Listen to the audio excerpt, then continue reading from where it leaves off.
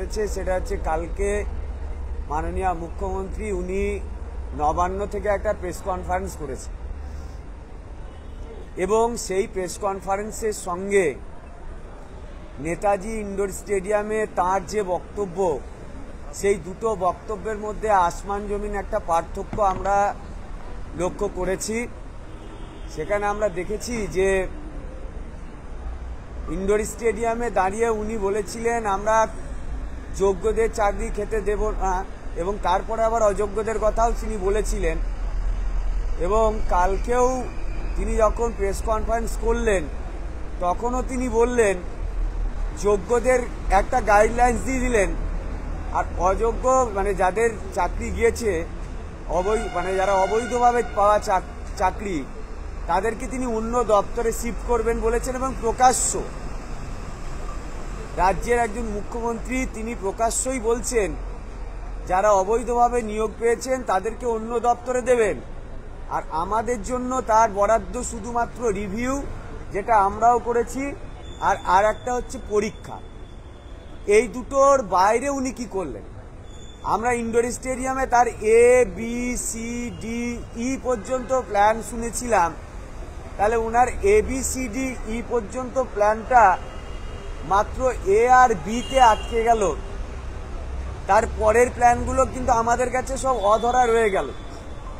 হয় তাহলে যে বাকি প্ল্যানিংগুলো বলেছিলেন সেগুলো তার মানে মন গড়া ছিল, অথবা মিথ্যা ছিল, অথবা সেদিনকার আমাদের মাথায় হাত বুলানোর মতো আন্দোলন থামিয়ে দেওয়ার মতো ছিল। তার মানে সেদিন থেকে আমরা যে আশা রাখতে পারিনি, আন্দোলনের দিকে গিয়েছিলাম বা যাচ্ছিলাম বা এখনো আছি, তার মানে আমাদের সিদ্ধান্তটাই সঠিক।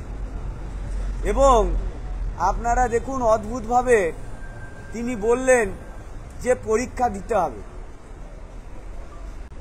প্রথম প্রশ্ন আমার, যে এক তো বিচার ব্যবস্থার দৃষ্টিভঙ্গিগত অপূর্ণতা ছিল, তারা আমাদের যথার্থ বিচার দিতে পারেননি। আমাদের বিরুদ্ধে লয়ারও বলেছেন পরীক্ষা দিতে হবে, বিচার ব্যবস্থাও বলেছে পরীক্ষা দিতে হবে, আবার মাননীয় মুখ্যমন্ত্রীও আগের দিন বললেন পরীক্ষা দিতে হবে। তাহলে মিলে সুর মেরা তোমারা তো সুর বানে হামারা, তো ওদের সবার সুরগুলো মিলে গেল। আর এর মাঝখান থেকে বিচারের বাণী নিভৃতে কাঁদলো, অর্থাৎ যাদের বিরুদ্ধে কোনো রকম কোনো অভিযোগ নেই, যারা সম্পূর্ণরূপে নিজেদের যোগ্যতায় পাওয়া চাকরিটা পেয়েছিল, তাদের সুরটা কারো কানে গেল না, এবং তারা সম্পূর্ণরূপে মাননীয় শিক্ষামন্ত্রীর নামাঙ্কিত হয়ে গেল, ব্রাত্য। মানে আমরা শিক্ষকরা শিক্ষামন্ত্রীর নামাঙ্কিত হয়ে গেলাম, প্রাপ্ত হয়ে গেলাম, সবার সুর মিলল। এই জায়গায় দাঁড়িয়ে আমরা দেখলাম যে উনি পরীক্ষার কথা বললেন, পরীক্ষা কিভাবে হবে, কে হবে কিছু বললেন না, একদম গাইডলাইন্স দিয়ে দিলেন।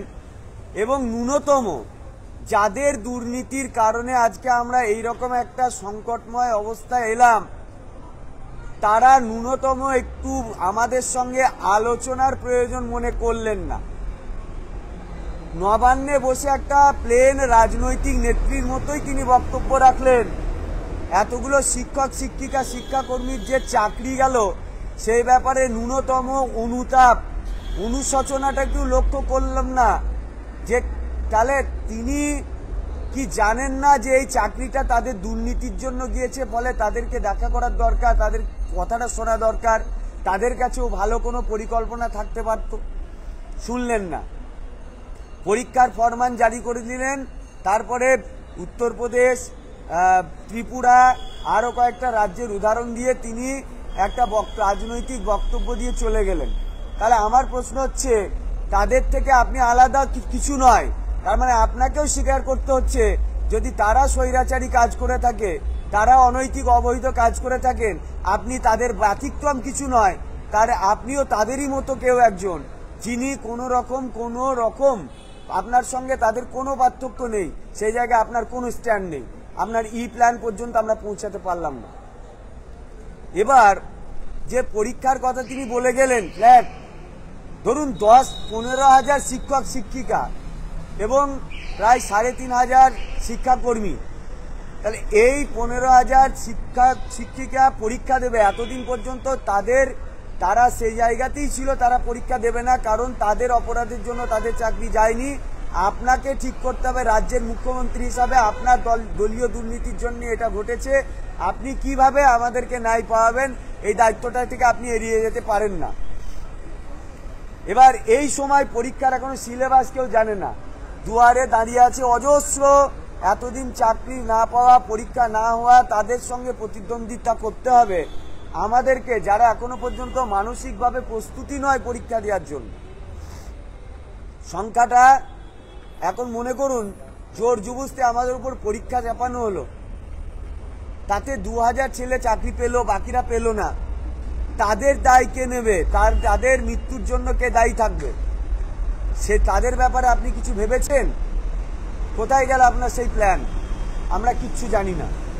আমরা মুখ্যমন্ত্রীর এই পরীক্ষা নেওয়ার সিদ্ধান্তের সঙ্গে একমত নই এবং আমরা অবশ্যই এটার বিরুদ্ধে আমাদের আজকে মিটিং হবে। আমরা ঠিক করব আমাদের কি করা উচিত, কারণ এটা চরমভাবে আমাদেরকে অপরা করে দেওয়া, কোনো রকমভাবে আমাদের সঙ্গে সহযোগিতা না করা। উনি বলেছেন যে বিভিন্ন জায়গায় লাঠিপিটা করেছে, আমাদের টিচারদের কি লাঠিপিটা করা হয়নি? তাদের কি রক্ত ঝরেনি? এক তো তাদের দুর্নীতির দায়ে আপনি ফাঁসালেন, আবার তাদেরকে চাকরি না দিয়ে লাঠিপিটা করলেন এবং এখনো পর্যন্ত তাদের সঙ্গে ন্যূনতম আলোচনার প্রয়োজন মনে করলেন না। না শিক্ষামন্ত্রী না মুখ্যমন্ত্রী, জোর করে যেমন ড্রাফটটা চাপিয়ে দিয়েছিলেন মানে অন্ধকারে, তেমন ড্রাফটের পরিবর্তে এখন জোর করে গেজেট এবং নোটিফিকেশন চাপিয়ে দেওয়া হচ্ছে। তো এই যে চাপিয়ে দেওয়া, ড্রাফটেও দেখবেন সেখানেও কিন্তু উনি ওনার নিজের ছেলেদেরকে বঞ্চিত করছেন না, তাদের টাকা ফেরত দিতে হবে, এটা তার কাছে খুব দুশ্চিন্তা। এটাকে উনি ড্রাফটে লিখছেন, তাদের টাকা ফেরত দিতে যাতে না হয় এটা দেখছেন, তাদের যাতে অন্য দপ্তরে শিফট করে দেওয়া যায়। আরে সিবিআই তাদের দুর্নীতি করে চাকরি ধরেছে, চার্জশিটে তাদের নাম লিখেছে, আপনি তাদের অন্য দপ্তরে দেওয়ার চিন্তা ভাবনা করছেন। আর আমরা যে পরীক্ষা না দিয়ে ব্যবস্থা করতে যাচ্ছি, কেন পরীক্ষা দেব? আমরা ন্যূনতম কথা বলতে চাইছি, আমাদের কাছে তো আরো ভালো কিছু প্ল্যানিং আছে, আপনি কেন শুনছেন না? তার মানে আপনার যে অবস্থান সেটা আপনি স্পষ্ট করে দিয়েছেন, আপনি মূলত আমাদের মুখ্যমন্ত্রী হতে পারেননি, আপনি আমাদের পক্ষে কথা বলতে পারেননি এবং ওই দুর্নীতির দায় আপনি কোনোভাবে এড়িয়ে যেতে পারছেন না বলেই আপনি অন্যদেরকে বেশি সহযোগিতা করছেন। আমরা অবশ্যই আজকে মিটিং করে আমরা এর কি করা যায় বা কি পরিকল্পনা নেওয়া যায়, আমরা মিলিতভাবেই সেই কাজগুলো করব, এটুকু।